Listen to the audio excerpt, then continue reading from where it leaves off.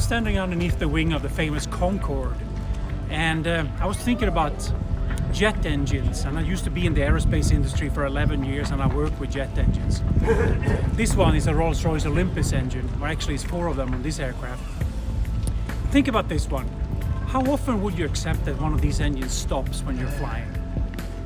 On an average number. Probably totally unacceptable for most people. So think about that.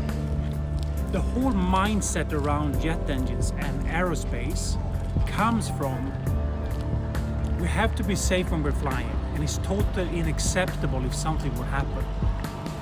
What if that thought process, the mindset, could be transformed into your area, to your environment where you're working, thinking about machines that break down all the time? I find sometimes that the mindset around machines breaking down is totally opposite of jet engines. It's okay to break down because we can repair them. And we kind of expect them to break down. And that creates a culture that will never stop that from happening necessarily.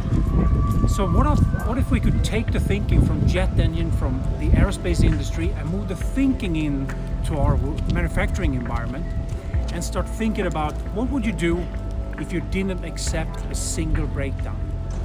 Thanks for listening.